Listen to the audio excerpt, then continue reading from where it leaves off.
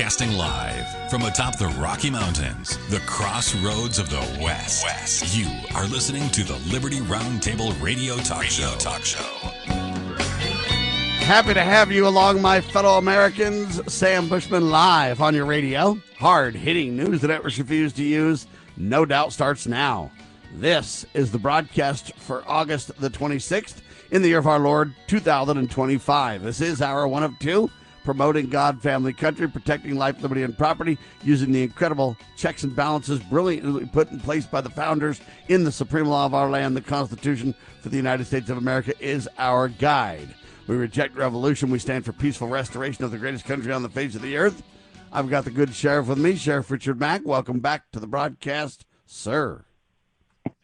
Thank you very much, Sam. It's great to be with you this beautiful, muggy, and just the morning after a huge storm of sand and rain and wind. And Don and I went out last night, and there was 5 trees in the road where the roads were completely blocked off.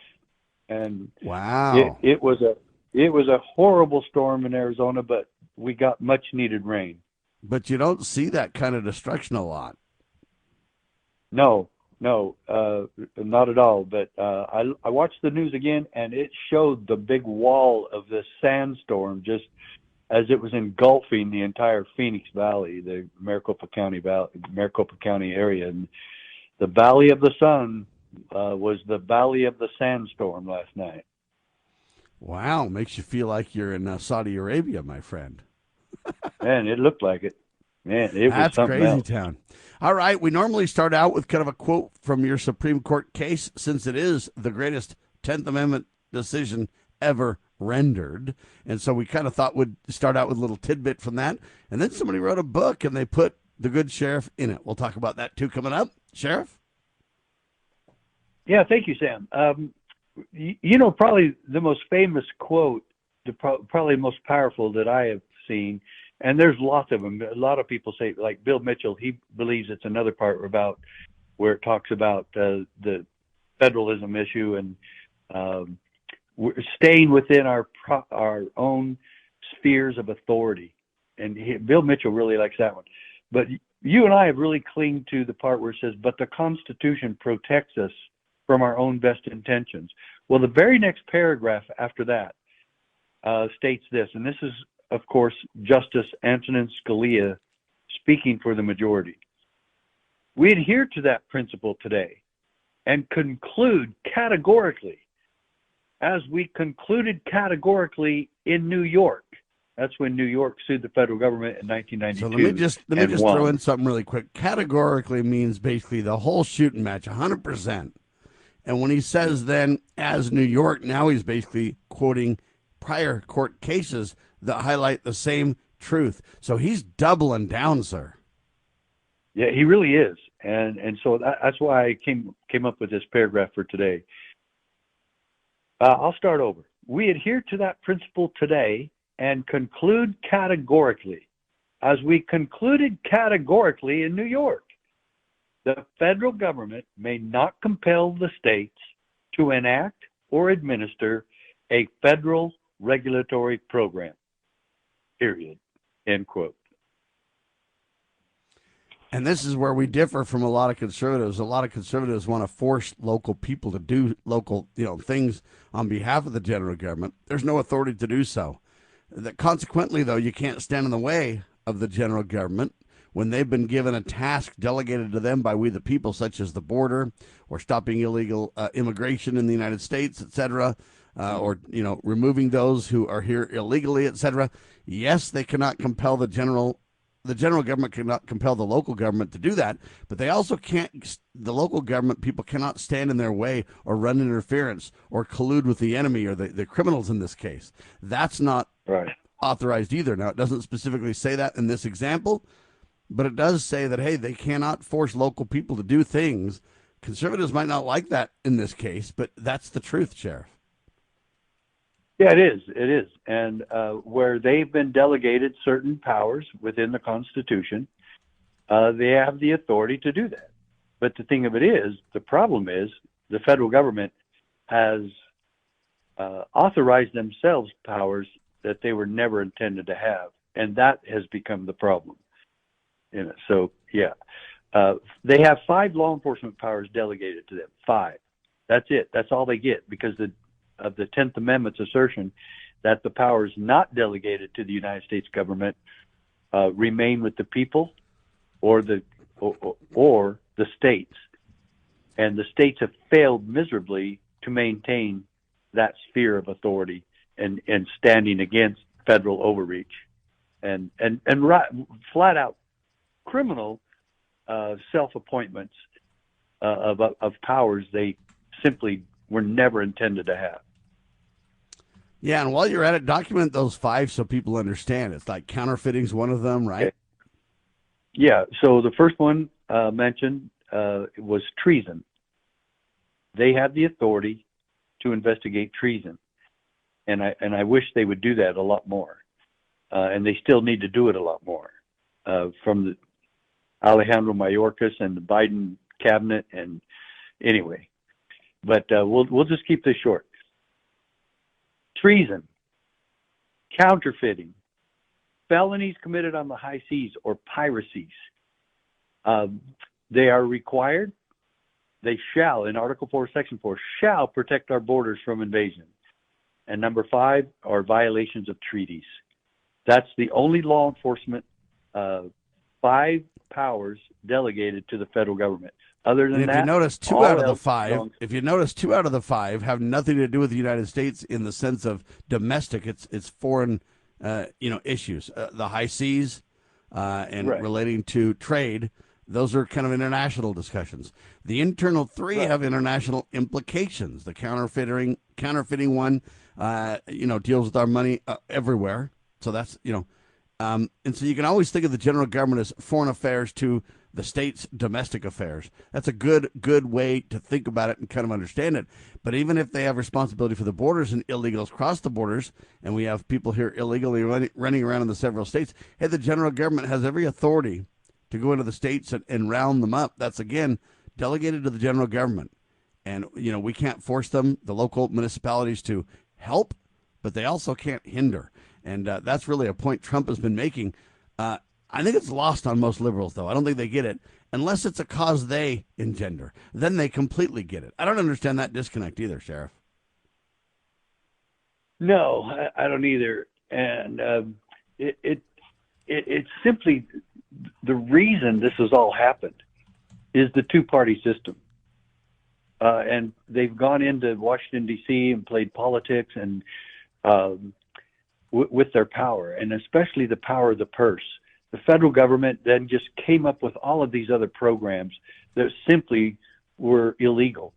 And one of them is dishing out grants. The federal government has no authority to do that. Stealing money from the states and the people and then putting it into huge grant opportunities. And if you do what you're told, you get this money.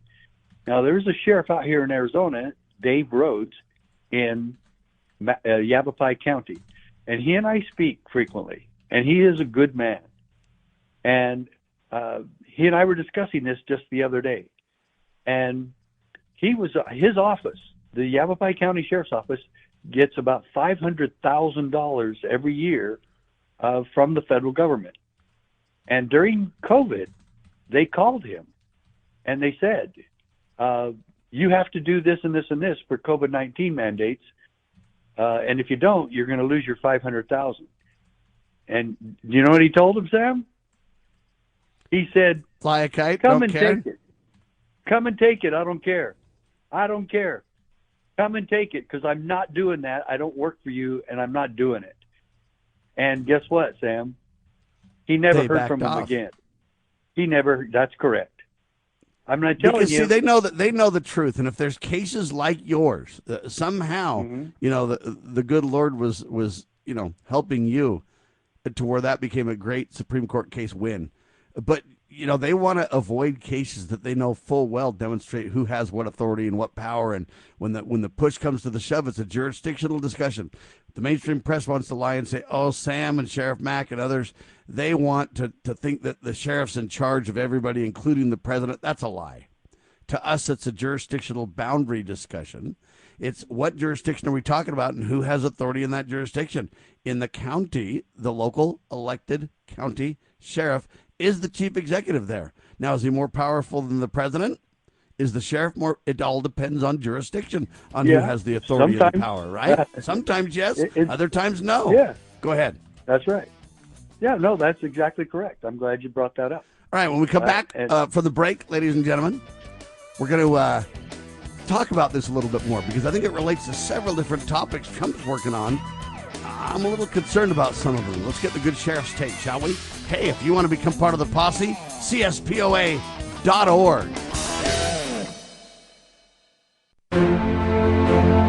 The Foundation for Moral Law is a nonprofit legal foundation committed to protecting our unalienable right to publicly acknowledge God. The Foundation for Moral Law exists to restore the knowledge of God in law and government and to acknowledge and defend the truth that man is endowed with rights not by our fellow man, but by God. The foundation maintains a twofold focus.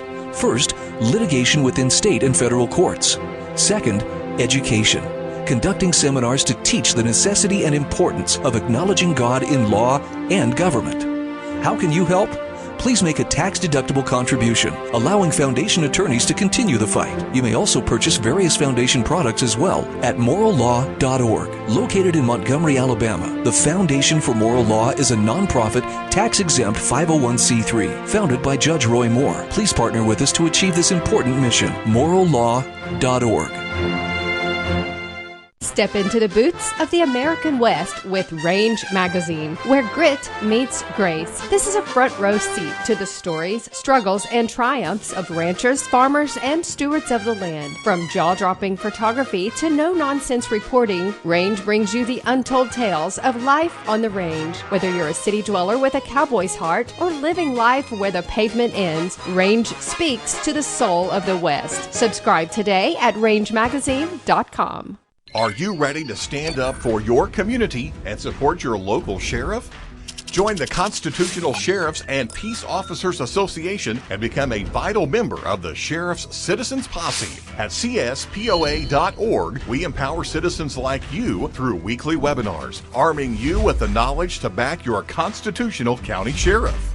Together, we can uphold our Constitution and ensure liberty and justice for all. Your community needs you now more than ever.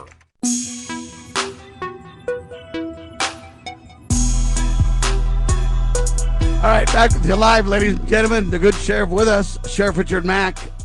Join America's growing posse today and help take America back one county at a time. CSPOA.org to become a member today.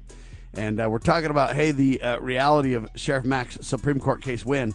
They don't want a lot of cases to come to the top and document clearly who's who. So they bury them a lot of times. And when the sheriff stands up, they back off because they know the truth. But they don't want it to become a national story. And they know guys like me will make sure that it becomes one. They also don't want to have to battle the sheriff on issues where they know they'll either have to violate precedent, violate truth, or they'll lose. And that's really a threat. They didn't think this would happen in Richard Mack's case against Bill Clinton. They thought Bill would just smash Sheriff Mack like a bug. And it didn't turn out that way. Thank the good Lord. And now we have the greatest 10th Amendment decision ever rendered. People seem to like to have their own narrative on the truth of your Supreme Court case as well.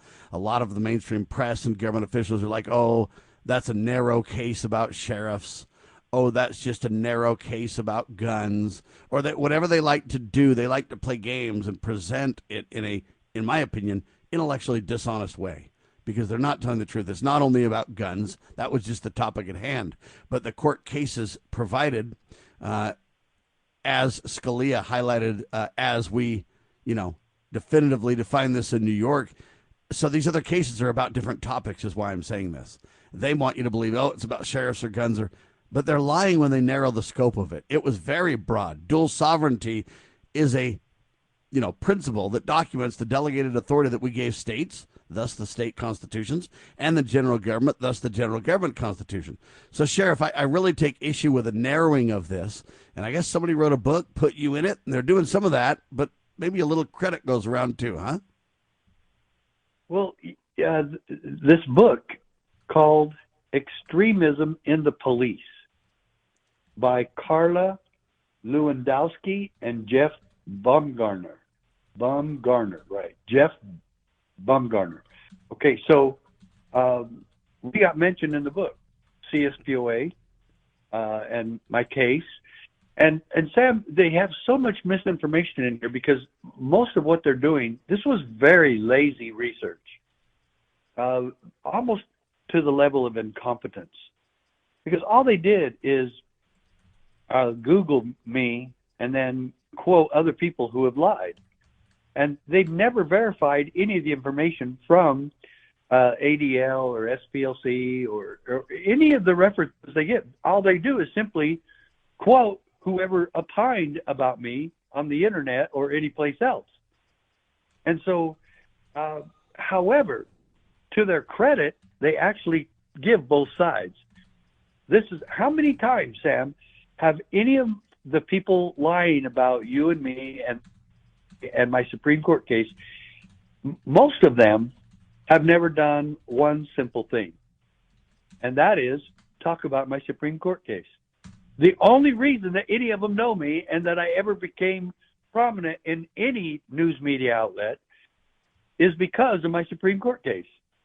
Otherwise, we would have never heard of Sheriff Mack. It would have been a minor little entry somewhere that Sheriff Mack was sheriff of Graham County. And if it hadn't been for this case, I probably would have been there 20, 30, 40 years like all these other sheriffs that stay in there forever. I doubt if I would have stayed. I wouldn't have minded staying 16 or 20 right in it. I would have liked that. However, they actually talk about my Supreme Court case, and they diminish it in some ways because they'll say Sheriff Mack and 6 other sheriffs, and instead of saying Sheriff Mack started the whole thing, which is fine because I always talk about the 6 other sheriffs as well. But I was by myself. Historically, I was by myself for 5 or 6 weeks until Prince joined, and then the other 5 joined after that. But this is actually amazing. And the other thing that I really appreciate that this book brought out, one thing, they're trying to fill up the book a little bit because it's a very short book. It's about 200 pages long. 248 pages, I think, with everything included, right? If you put, and they do filler with that though too, Sam. They have the glossary and they bring up, all they're doing is giving the acronyms for all these organizations. It starts with Anti-Defamation League, ADL, and then ends up with White Aryan Nations, WAR. And then they go to agencies, Bureau of Land Management, National Center for Counterterrorism, and Southern Poverty Law Center, United States Marshal Service. Why do we need to have an entry from the United States Marshal Service? And so it's just filler stuff. And then they have the index at the end, and it shows the entries for Richard Mack. And but Sam, this is pretty amazing what they did here. Hardly any of them ever talk about this. And one, it never says anything that my decision actually said. And they also give the incorrect date that we were at the Supreme Court. And so, in fact, their own book gives 2 different dates about the Supreme Court case. And one of them is totally random, incorrect. But Sam, the press never makes mention of that we said, you and I both, for people not to go to Washington, D.C. on January 6, 2021. And this is what their entry is about that.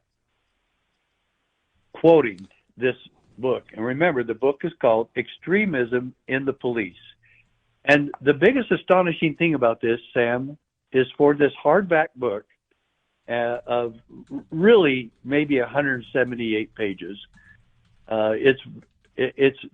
But because, like I said, it's just a bunch of filler stuff they put in there to make the book a little bit thicker. It's $75, Sam. And I tried to find it used. I tried to find it, but it's just barely come $75 for the book? Yes.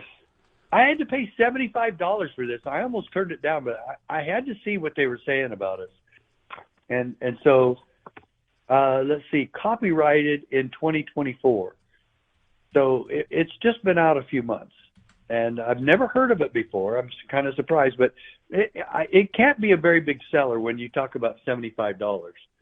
And so they're trying to make a lot of money off of this. And of course, that's the purpose of this whole thing. And they put it together. Anybody could have put this together very easily, the same way. And do you have a moral? Does a reporter and an author of a book have any moral responsibility to determine the people you're quoting were telling the truth? And that's where they first failed. off, did they ever even contact you for the book, Sheriff? No, never. No. You would think if they're going to be professors from, I mean, both of these authors are from the academia world and everything else. That you would think they'd know enough to check with the subject, at least, Right? No, that's part of it. No, you're right. That's part of this. So why don't they check with me and say, hey, the ADL said this about you. The Southern Poverty Law Center said this about you. What's your issue? What's your take on that? So here now, where they're not quoting anybody in this part except at the end of the paragraph. So this I have to give them some credit here, Sam. They've regurgitated a bunch of lies and misinformation, but then they go and do this, which makes me think at least they were trying, or maybe they just needed more stuff to fill the book, because it just seems to be a lot of filler crap and redundancy. Quoting the book on page 116, there is no indication that Richard Mack or any members of the CSPOA organized to be at the Capitol on January 6, 2021. In fact, Mack claims he was invited but decided against going to the event because of the emotion from, and they don't put this in quotes, they're just saying because of the emotion from Trump supporters. That wasn't the biggest reason, Sam. The biggest reason, as you'll recall, is you and I smelled a rat, and we talked about it on your show. We said it was a setup. And to be clear, to preface that, when we went to the Malheur Wildlife Refuge, we went to the peaceful protest for the Hammonds. When they went to the Malheur Wildlife Refuge, we left and wrote a press release of why, for the same exact reasons, right? Correct. And so it said, then it quotes Mensimer, who said some of this stuff. That Mensimer actually was the one that quoted me saying that because of the emotion from Trump supporters. I mentioned that a few times, but my biggest one was I smelled a rat, and of course they don't put that in here. Then the last line of this paragraph, he told a reporter from Mother Jones that he told people not to go to the Capitol on that day. That's all true, but these Mother Jones and many of the other reporters that talked to me about this, the Washington Post, the one that really wanted me to do an interview with them the most wanted me to appear on 60 Minutes. Remember when 60 Minutes was trying to get me? And that's a hatchet job in the making. You told me not to do it. I'm telling you, it's a hatchet job in the making. They turned Bill Clinton, a failed, perverted, unfaithful to his spouse, meltdown candidate, into a rock star who became president. These people at 60 Minutes are crafty and they have power, and they'll leave anything honorable on the cutting floor. That's just my humble opinion, to which I'm entitled. Hang tight. We got the good sheriff with us. Become a member of the CSPOA posse today. That's CSPOA.org. We need your help and involvement as we take back America, county by county, constitutionally, I might add. Hang tight. The good sheriff in seconds on your radio.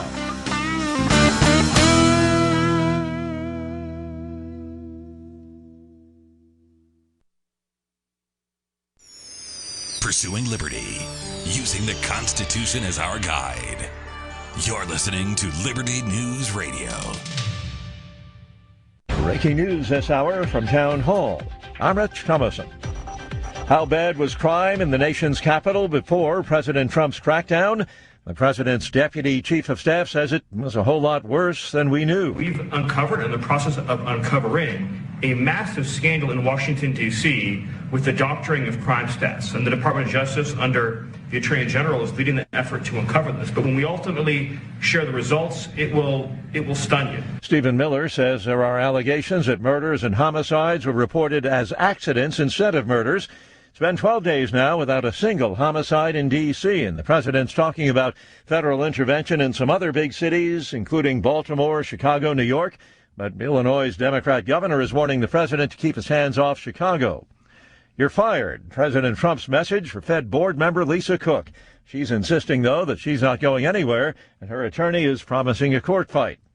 The president's special envoy, Keith Kellogg, says officials are, in his words, working very, very hard on efforts to end the war in Ukraine. But a lack of progress in talks is fueling doubts about whether a peace deal could be on the horizon. And the president isn't sure there will be a Putin-Zelensky meeting. Asked about Putin's failure to commit to a sit-down with Zelensky, Donald Trump said the Russian and Ukrainian presidents don't like each other very much. He said he'll have to intervene if there's no movement. We'll see what happens over the next week or two, and at that point I'll step in very strongly. Following recent meetings with Putin and Zelensky separately, the president had hoped for a breakthrough in peace talks. Greg Clugston, Washington. There is no relief yet from the massive western wildfires, including a blaze that rages in Napa County, California wine country, threatening the vineyards. On Wall Street, the Dow is up 3 points, the Nasdaq 31 points lower. More on these stories at townhall.com. Hi, it's Mike Gallagher. You work hard, you build wisely, your home has become one of your greatest assets. If you're staying put this summer, this might be the perfect time to put that equity to work. Whether it's funding a second home, helping your kids get their start, or simply creating more margin in your financial life, Mike and Brian at Fellowship Home Loans are the only ones I trust to guide you through it. They've done loans for my family. They tailor every loan to fit your goals. Fellowship is a direct lender and operates with your best interest in mind. If you're looking to access your equity through a refi or exploring a HELOC for some cash this summer for a second property, or maybe tackle those updates you've been putting off, start with people you trust. People I trust. Go to fellowshiphomeloans.com/Mike G. fellowshiphomeloans.com/Mike G. or call 800-510-MIKE. 800-510-6453. Fellowship Home Loans. Mortgage lending by the book. Nationwide Mortgage Bankers, DBA Fellowship Home Loans, Equal Housing Lender, NMLS number 819382. This is a battle between truth and deceit, a battle between forces that would enslave this country in darkness, and between a media that wants to present you with the truth. We are being censored. America's news outlets no longer provide the truth.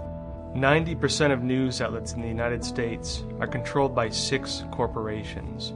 The mission of the Epoch Times is to chase the truth, to ground all statements in fact.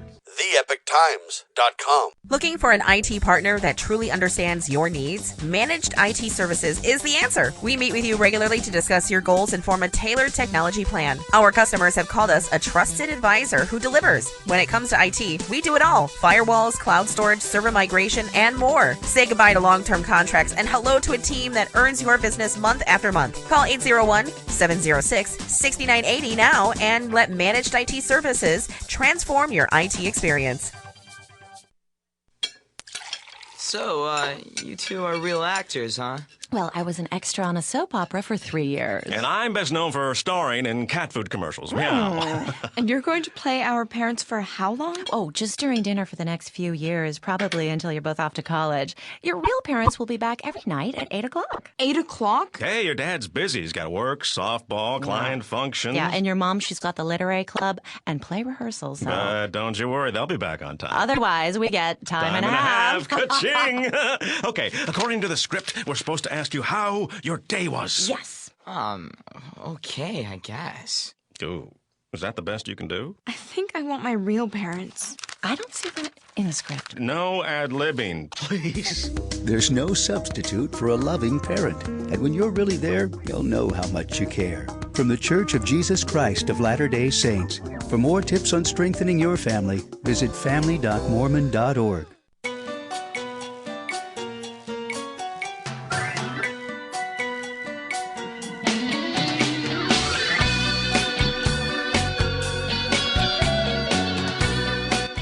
Broadcasting live from atop the Rocky Mountains, the crossroads of the West. You are listening to the Liberty RoundTable Radio Talk Show. All right, happy to have you along, my fellow Americans. Sam Bushman and the good Sheriff Richard Mack with us, ladies and gentlemen. Join America's growing posse and help take back America one county at a time.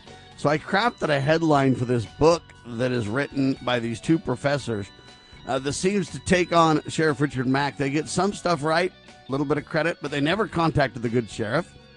But they literally, attributed things he said and did. I don't think they wanted to talk to Sheriff Richard Mack at all, because if they did, then they'd be liable to really deal more with some of the issues at hand. If they don't talk to him, then they can just kind of sideswipe and refer to other groups and comments that he's made, take them out of context. So here's my headline for this thing: questionable accuracy, Lewandowski, or whoever this name is, and Bumgarner,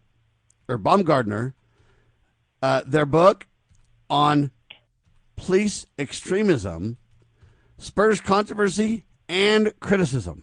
That's kind of my headline for it. I think they want the controversy and criticism, Sheriff, and they want to do it from a dishonest point of view. They don't want to talk to you directly. They don't want to have an open debate about it. They don't want to quote laws. Right. They don't want to talk about your court case. They don't want to. What they want to do is just basically, in my opinion, attack from afar behind their literary prose in a book they're charging a bunch of money for. Hey, let's meet somewhere and have a debate with these clowns that wrote the book, shall we? Sure. Yeah, you know me. I'm ready to do that anytime. But, I guess we need to extend the invitation to them, because they at least pretend to be somewhat fair. And Sam, I've got to tell you one other place where I think they're trying not to be fair, but they actually ended up being fair. And this is on page 114 and 15. And it says that we stood against hot button issues like mask mandates during the pandemic and gun control. Those are our big hot button issues. And I want to stop there for a second and say we weren't in hot button issues. The fact is there's no law.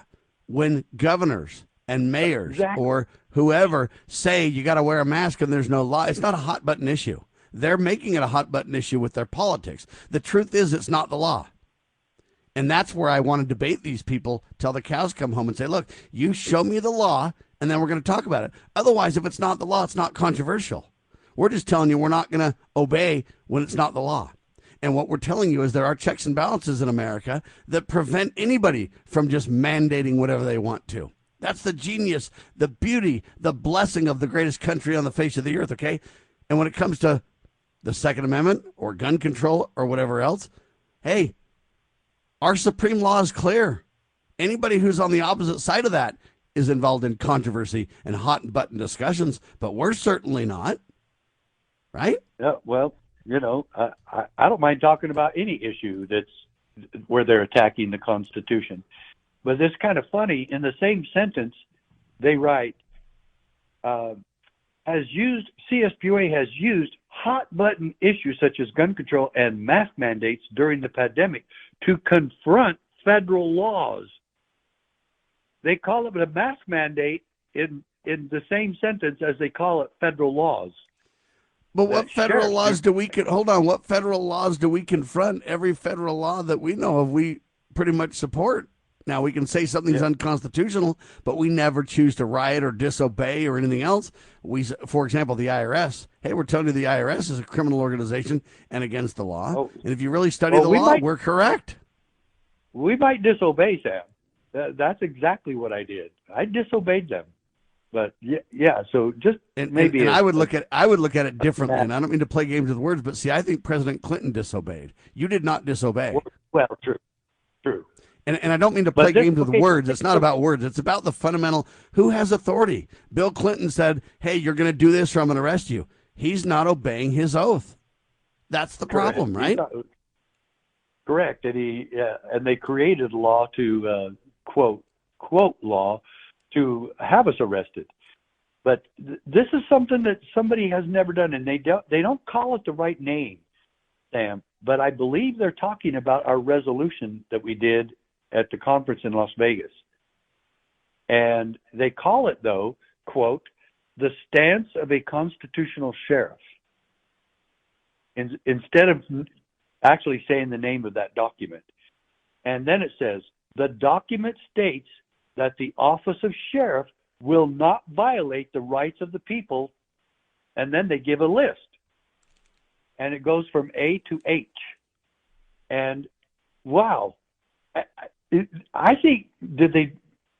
Anyway, well, I'll let you and our listeners and members of Liberty Roundtable, I'll let them decide if this is supposed to be negative. So the list is this then: A, move about freely. B, wear or not wear any medical device they may choose. C, freely express their religious beliefs and freely engage in the practice thereof. D, freely speak their opinions. E, assemble. F, keep and bear arms. G, lawfully engage in business activities without interference by representatives of any government or agency or agent thereof, notwithstanding any real or ostensible public health emergency. And the last one, H, engage in any other activity protected by the Constitution of the United States or by the Constitution of the state. That's it. Sam, I find we didn't write the list, but I agree. Yeah, I mean, who would disagree with this? But we didn't even write that. By the way, though, we don't have a document that lays out a list like that, do we? It does mention some of those things in the resolution. Yeah, I know, but not all of them. And what I mean is that I think they're speaking the truth, but they're using their own license here. They make it sound like they're quoting from our list, and they're not, because we don't have a list like that. But the resolution does mention most of these. Yeah, but it doesn't mention, for example, about a mask or what you can wear and that kind of stuff. It doesn't talk about businesses specifically, et cetera.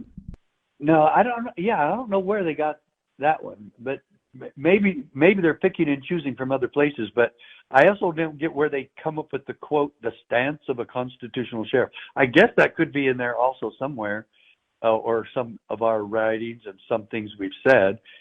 But that particular document that I brought up about the resolution was not named that at all. But anyway, who can argue with most of these, though? I mean, all of them. I think G and H get a little bit lengthy, but engage in it. Sam, we have the audacity at CSPOA to support engage in any other activity protected by the Constitution of the United States or the Constitution of a state. Wow, you don't want that now, do you, Sam? Well, I think that's phenomenal. And that's kind of my point about the debate is if you guys are whipping out this list as saying, hey, these guys are extreme in police because they adhere to this list, my response is, which items do you disagree with on this list and why? Right? That's kind of the question that I would be asking them. Like, what in that list is controversial? Yeah. And please tell me which ones we should take out. Now, they're probably going to take out, keep and bear arms, And my response is, hold on, that's the law. Now, if you want to talk about changing the law, we can listen to your points because you have your free speech about the law. But until then, that is the law. Right. But really pragmatically, the left says it's okay to destroy the Second Amendment because they don't agree with it. The left is the one that don't agree with the Second Amendment. And so the left is the ones then that aren't willing to obey. Correct. We obey God and we obey the supreme law of the land. Well, and see, anything contrary to God or the supreme law of the land needs to be rejected big time. And I'm prepared to defend that position. But and then the historical significance of the sheriff, they get into a lot of Reconstruction and slavery, and the role of the sheriff was pivotal moment because he during this time, sheriffs took the place of slave owners and were able to make arrests, to use those arrested in a convict lease system that helped to fill the void of slave labor in the South. So they're sort of connecting us there, but but they're wrong, because I clearly, unequivocally state that I reject slavery of any kind, anywhere, for any reason. Of course, to any we always have. To any peoples, ladies and gentlemen. All right, anyway, enough of the book. I'm telling you right now, it's questionable accuracy. Lewandowski and Bumgarner in their book on police extremism. It's spurring controversy and criticism because it's flat out not accurate. They never even talked to us about it. Shame on them. Trump signs an order. We'll tell you about it. Have you ever had great honey? No, I mean really good, all-natural, raw honey? Well, now you can, thanks to localhoneyman.com. We can ship out our locally made honey all across the U.S. So don't worry, you won't miss out. Plus, Local Honeyman has so many different flavors, like Utah Wildflower, High Desert Delight, Happy Valley, and Blackberry, just to name a few. So purchase your delicious raw honey today at localhoneyman.com. As you are aware, America is divided over every fault line possible. This is intentionally fostered by those who do not love God, family, or country. We believe a peaceful future as a free people absolutely depends on civility. Clarion Call for Civility is looking for funding and volunteers at every level to make our hopes and efforts a reality. Please donate, sign our pledge, and help us in our sacred cause. Please visit callforcivility.com for more details. Callforcivility.com. Cybercrime is exploding. Take Sarah from Sweet Delights, whose world crumbled after having to close with not being able to bounce back. Small businesses are prime targets, but the right strategies can keep yours safe. Jay Hill, CEO of Network Providers, has co-authored The Cyber Playbook Simplifies Cybersecurity for Business Owners with Strategies to avoid costly breaches and fines. Build a strong cyber attack response. Secure your business with key protections. Cyber threats aren't slowing down, but you can stay ahead. Protect your business. Ensure its security for tomorrow. Get the Cyber Playbook today at networkprovidersinc.com/cyber-playbook or call 385-446-5500 now.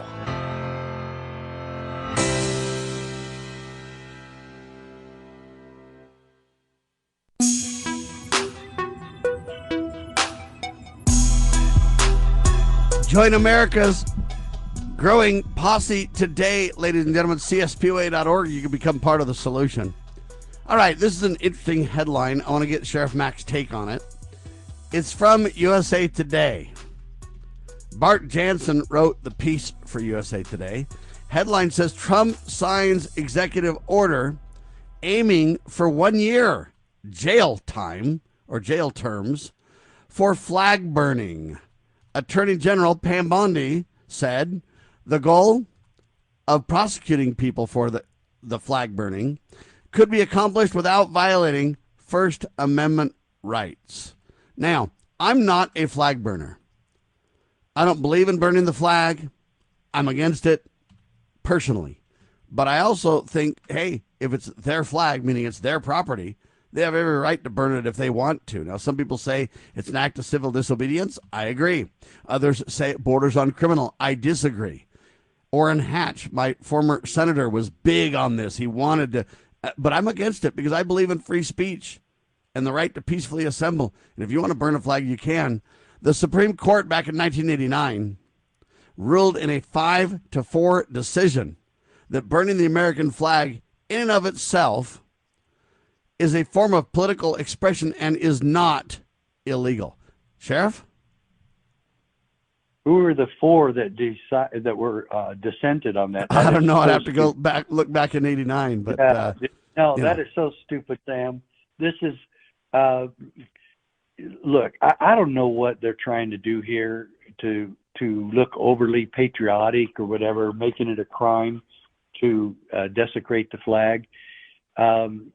People have been desecrating our flag for decades, if not centuries, and that's their problem, and that's their opinion, and they're entitled to it. I don't burn flags either, except that is how you retire a flag. You do burn the flag and bury it. I was taught that in Cub Scouts. That would make that illegal. And this is, Sam, this is just, I'm sorry, Sam, but this is just stupid. Pushing that sort of a thing, and then to contradict yourself in the same sentence. We would be able to do this without violating their First Amendment rights. No, you wouldn't. Yeah, that's if what you Pam arrest Bondi's somebody saying. for burning the flag, that's absurd. And so the only thing you could get is, if this has happened before, you take the flag and you're on a public sidewalk and you put the flag on the sidewalk, and then you put some gasoline on the flag and you light it on fire, and it leaves a big black mark on the sidewalk. You could be charged with that. And I go there, by the way. You don't have any right to destroy any other property. Or to deface it. Right, yeah, agreed. That would be, yeah. So as long as they clean up afterwards and they leave no trash behind, then they're okay. But you could get them for littering or defacing public property. But this is absurd, and I wish our government would learn to leave people alone. Yeah, So, I mean, if you want to burn the flag, I think it's a bad idea, and I'd stand against it. It is. And I'd basically like to talk to Lewandowski and Bumgarner about this, because, we're on the side of not burning the flag, recommending we don't burn it, encouraging, in the court of public opinion, if you burn the flag, we can make it look really bad for you. So the problem is this mandate. Where do the general government think they can control whether somebody burns the flag or not? And why do they care, It's very interesting to me. All right, here's the next one of interest as well. Trump signs order. I guess he proposed. This is not an order. So the flag one was an order. This is a proposal. President Trump is proposing that his administration rename the Department of Defense to the Department of War. In other words, that's what it used to be. He wants to basically bring it back to its name. What do you think? Department of Defense or Department of War? I don't care. They're the same thing. Yeah. I think Department of Defense sounds better, and the other one sounds too aggressive. Department of War sounds aggressive, but at the same time, the Department of Defense is used for war, and maybe this way we can invoke the constitutional requirement that you can only go to war. You can only use Department of War when you're going to war, and you can only go to war if Congress declares war.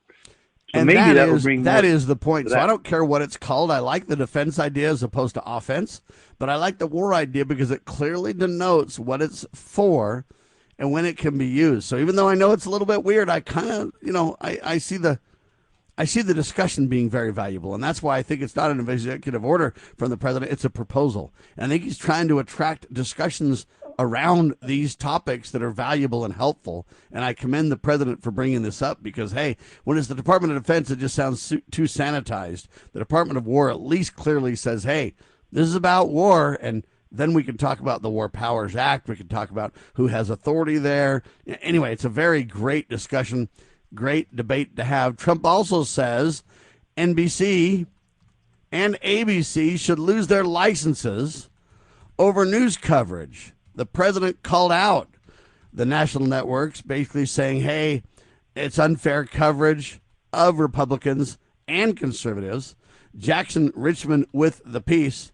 ABC News and NBC are national networks, by the way. They don't have to have a license. They don't have an FCC license, by the way. They provide programming for local affiliates who do have licenses, though. And as of April, I guess April 9th is when the study was done. But as of April 9th, 92% of ABC News, NBC News, and CBS News coverage of Donald Trump and team was negative. That's according to the Media Research Center. That's Brent Bozell and those guys who I really like and appreciate and think the world of. They're great. Anyway, at the end of the day, though, Trump is saying they ought to lose their licenses. I think they just need to be discredited in the court of public opinion. I don't think we need to play games with licenses. I don't believe that we ought to have the government issuing licenses for every profession and every business in the first place, Sheriff. That is absolutely correct. And the federal government has no skin in that game whatsoever. And that they're not licensed surprises me. And, more power to them. But no, the federal government doesn't get to set standards of fairness for the news agencies. Those are private companies. And, he can offer his opinion about them, which he does frequently, and so do you and I.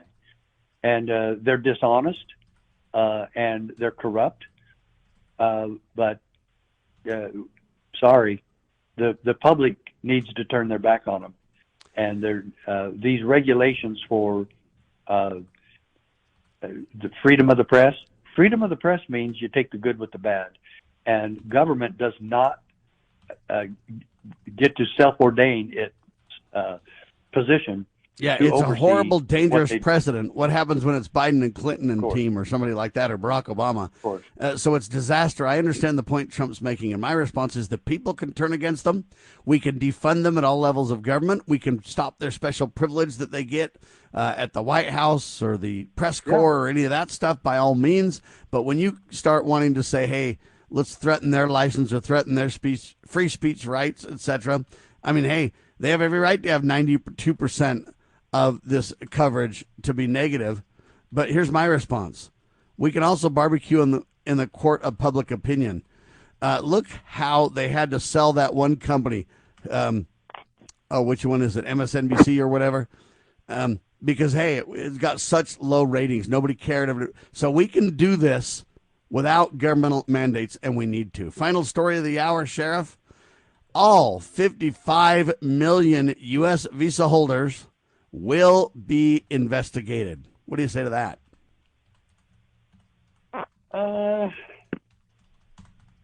That might be worthwhile. I would be very curious as to what that brings up. But is there probable cause to investigate all of them? And is there reasonable suspicion? Well, and I would say absolutely there is, because we know a lot of people have outstayed their visas. We know a lot of people have stayed without visas.